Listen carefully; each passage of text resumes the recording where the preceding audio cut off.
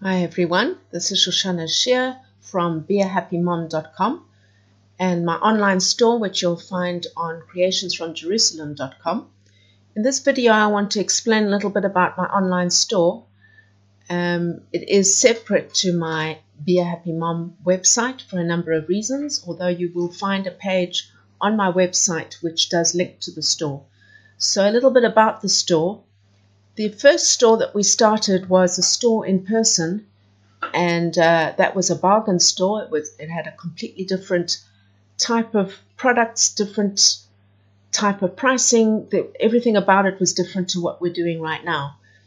For a number of reasons, we decided to change our model, and you can find some information about that on my blog.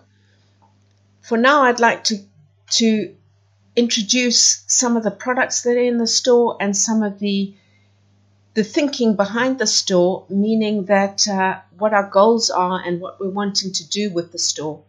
Firstly, the store is one of the ways in which we're earning what we need in order to develop a center that we're developing, which is quite an interesting center because of the fact that it combines my husband's Torah teaching and Torah outreach and some learning and so on that I've done myself, together with occupational therapy and some of the principles behind the profession. So one of the things that's a little bit different with the store is that a percentage of the proceeds goes towards assisting to establish a service that I'm developing to empower widows and orphans. I was already working on this service, and I've assisted a number of orphans and a number of widows in many ways. One of the aspects that I've been very interested in is the whole area of Harkness at Kallah, specifically for orphans. Harkness at Kallah being assisting a Kallah, a needy bride, to be able to have both the wedding that she requires and also the items that she needs in order to set up her home and to be independent. I've taken it a little bit further than that with the work that I'm doing in my occupational therapy, and I've had a need to backtrack a little bit and do some research, which I'm in the process of doing, in order to improve the service that we've been running. So in order to do that research, I have a page on Patreon, and we've developed a membership website. And as I say, we've also got this online store going, and a percentage of the proceeds goes towards enabling me to continue with the research that's necessary and in making up certain items. So you'll see already on my store the Mishloach Manot for needy families, and in a video coming up in another day or two, you'll see one of the first packages coming together. You'll also find mikveh packages that we do for needy orphan kalot, so that would be a Kallah, a bride who has lost either a mother or father or both parents. And these are lovely packages that I put together, and there's again some history as to how I came into doing that. A little bit of information. Some people ask me, how did I get to be interested in working with widows and orphans? Well, this work I do partly in the merit of my late father and my grandmother.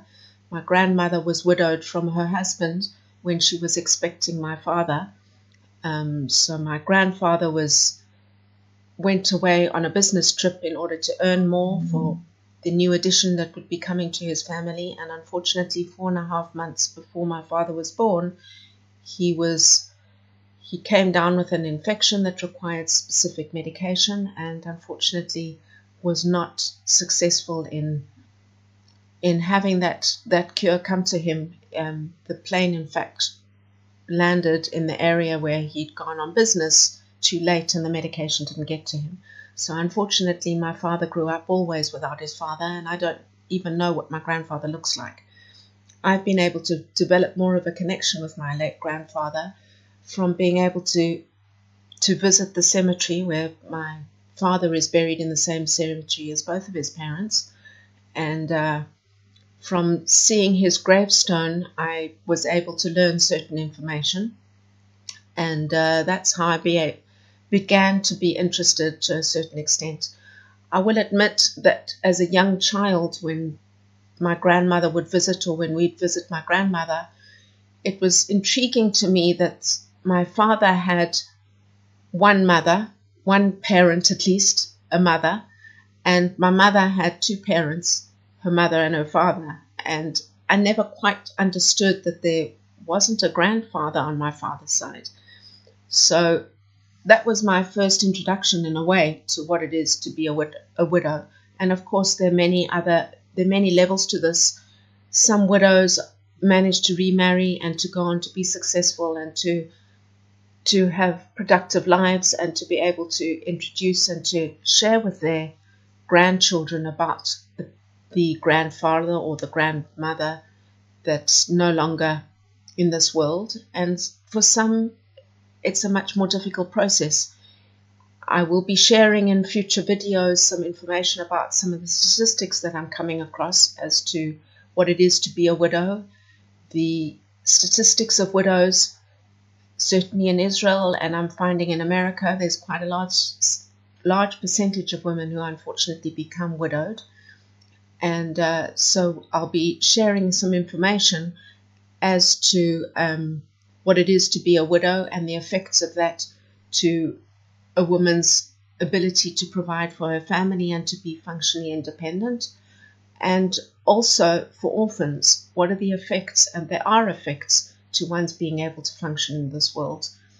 So another aspect as to why this is of interest to me is my father unfortunately died tragically when I was still in high school.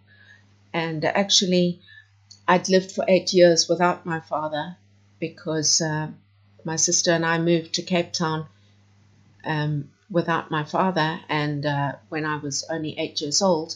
So although my father was still alive during the last 8 years, from when I was 8 years old until I was in high school, until I was 16 years old, although my father was still alive, he was in a different country, and in those days communication was much more difficult. We didn't yet have email. Even making a call from one country to another was very complicated. We had to go through a control to place a call and a trunk call and obtain permission and all sorts of things. So communication with my father was not so easy, and I experienced what for many would be really being a living orphan. When I was in high school, unfortunately, as I say, my father died, and my journey since then has been an unusual one. Not the way that Judaism teaches for somebody without a father or without a parent to be treated within the community or to be able to have a start in life at all. And so as the years progressed, as I started to look more at my own life and some interesting things that have happened in my life, together with observing a number of clients of mine, some of the clients that I've come into contact with, that I've worked with, have been orphaned from fathers and got into very problematic behaviors, lifestyles, the wrong kind of crowd, all sorts of things, and that led to their ending up in hospital. So there are a number of ways in which I've become aware of the needs of the widows and the orphan, and poor or needy people as well.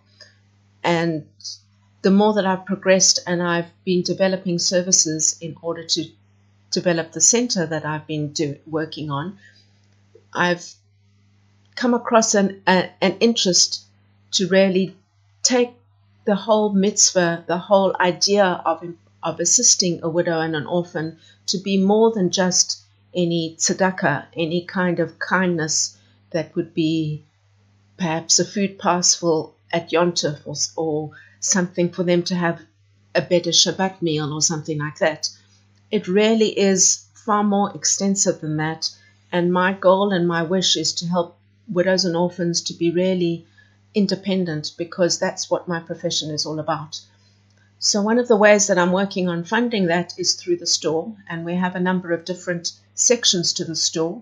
You'll notice wall art coming in, which is partly my own art and partly photographs that we've taken that we're starting to print onto posters and in various formats. You'll notice also some other accessories for the home, whether they're cushions, table mats, a number of other items, also fridge magnets. Some of those again are from our photography, and some of that comes from my own art, painted. Very often I do paintings. Some of the wall art would also be some of my drawings that I do. I'm also interested in developing a number of toys and games for children which are from a natural product. We have bean bags coming in made from fabric that is natural materials, and the contents of the bean bags are natural also. We have some hand knitted work. We have hand beaded items, necklaces and bracelets at the moment. We also have the start of printing on certain products, and some of those are t-shirts right now, t-shirts and 3/4 sleeve raglan tops. We're looking into printing on a number of other products, mugs, cell phone covers, towels and so on. We have a number of ideas of items that we're doing, and from all of those items, some of the items that are made from myself and from my husband. Some of them are made by my mother. Some of them are from other widows and orphans that I'm working on or working with. And I'm working towards being able to develop a craft group in which I'll have widows and orphans who make these items, with the goal being that they'd be able to start to become financially independent. I have a number of other ideas also of other products. You'll notice some printables in the store, and some of these are to help to ease one's lifestyle, whether it's at the time of moving, whether it's the time of getting married, whether it's the time of preparing for Rosh Hashanah. If it's a 2-day Yontif going into Shabbat, there's some complications involved in that, and in the preparation at least of that. And so we have some printable items coming in, and also our books. So you might say it's a lot of items coming in, and yes, I do like to be creative. I love to be creative in a number of formats, but as I say, not all of the items will be ultimately be made by myself. Some of them are lines that I'm developing in order to open the door to be able to start to empower widows and orphans in a much more meaningful way. So why is this important? Well, in the Torah, which is the 5 books of Moses, known as the Bible, and also in the writings, which if you put those together becomes what we call Tanakh, the Torah and the Ketuvim, the writings. There are a number of places, at least 5 that I can think of. I'll be sharing the verses and learning a little bit more in depth about what the Torah teaches about this. That Hashem, or God, teaches us that we're supposed to be kind and assist the widow, the orphan, the poor, and those who are strangers to. If somebody's new to a city, we're supposed to be welcoming them and assisting them to become an integral part of the community, to become financially independent, to be of a level that they can be able to obtain what they need to be able to fulfill their mitzvahs themselves, to take care of their families, to take care of all their own needs. That's what the mitzvah really is all about. There are a lot of levels to this, and it's supposed to be done in a kind way, in a caring way, in a supportive way. We'll be learning a little bit about what the Rambam teaches about tzedakah and the whole idea of acts of kindness. The Rambam teaches 8 levels to charity, to giving charity, and he has outlined in his book of mitzvahs, he's outlined some detail as to how we're supposed to be interacting with somebody who's lost a parent. We'll be looking a little bit more at the side effects of being a widow or an orphan, because there is a percentage of widows and orphans who unfortunately become poor, and there's a growing trend, which is a worldwide problem, of homelessness. So we really don't want people to be on the streets. We don't want to be seeing these kinds of situations. So I hope that you'll join me in supporting our store, in purchasing items, placing an order. I love to work by commission, so if you place an order, I'll be very happy, whether it's a gift package that we put together, whether it's a painting, whether it's a book. I also do ghostwriting and freelance writing. So as you'll hear, I do have a number of talents, and I'm using them, combining them all towards developing the center.